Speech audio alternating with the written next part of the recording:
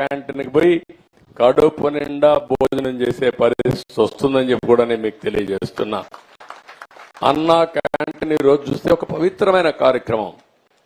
NT Ramarao గారు మొట్టమొదటి రోజుల్లో తిరుమల తిరుపతి దేవస్థానంలో అన్నా క్యాంటీన్ ప్రారంభించాడు. అంటే ఫ్రీ మీల్ టీటీడీలో స్టార్ట్ చేశాడు. ఆ రోజు ఆయన ఒక మంచి ఇంటెన్షన్తో స్టార్ట్ చేశాడు. దానిపైన దాతలను ఇన్వైట్ చేశాం. ఈ రోజు దగ్గర దగ్గర 1200-1300 కోట్ల రూపాయల కార్పస్ ఉంది. ఎవరైనా సరే వాళ్ళ పిల్లల పుట్టినరోజును కానీ ఒక మంచి అకేషన్లో అన్నదానం చేయాలంటే రోజంతా చేయాలన్నా ఒకరోజు చేయాలన్నా చారిటీ కింద డబ్బులు ఇచ్చే పరిస్థితికి వచ్చారు. వాళ్ళ ఇప్పుడు చూస్తే ఎన్టీ రామారావు గారు పెట్టిన ప్రోగ్రాంలో మా మనోడు దేవాంశ్ ఒక రోజు 35 లక్షల రూపాయలు డొనేట్ చేసే పరిస్థితికి వచ్చాడంటే ఇది ఒక చరిత్ర, ఒక జ్ఞాపకం. ఆ మంచి కార్యక్రమం ఆ రోజు ఆయన ప్రారంభించాడు కాబట్టి ఈ రోజు మేము అక్కడ ఒకరోజు భోజనం పెట్టే పరిస్థితికి వచ్చాం. ఈ రోజు నేను అందుకే పెట్టాను. ఈ అన్నా క్యాంటీన్ పెట్టినప్పుడు రాష్ట్రం మొత్తం ఒక రోజు కావాలని డొనేట్ చేసే విధంగా డబ్బులు ఉండేవాళ్ళు డొనేట్ చేయొచ్చు. ఒక క్యాంటీన్కి ఇవ్వచ్చు, ఒక జిల్లాకి ఇవ్వచ్చు, అవసరమైతే మైక్లో మీరు చెప్పచ్చు, లేకపోతే మీరే పోయి సేవ చేయొచ్చు, వడ్డించచ్చు, వాళ్ళతో కలిసి పేదవాళ్లతో కలిసి భోంచేయచ్చు.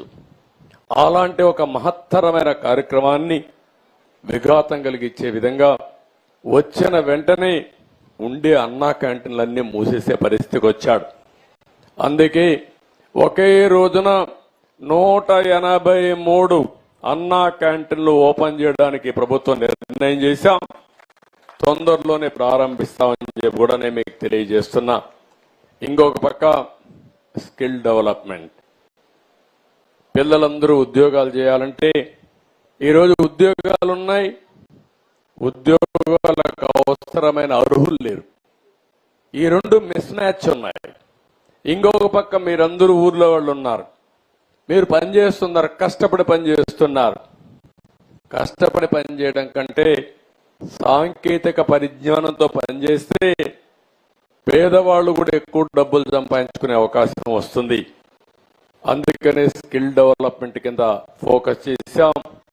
నైపుణ్య కేంద్రాలు పెడతాం. ఎవరెవరికి ఏం నేర్పించాలో నేర్పిస్తాం. తద్వారా మీ ఆదాయం పెంచడానికి కూడా ముందుకు పోతామని చెప్పి కూడా నేను మీకు తెలియజేస్తున్నా. ఈ 5 నిర్ణయాలు ఒకే రోజు చేశాం.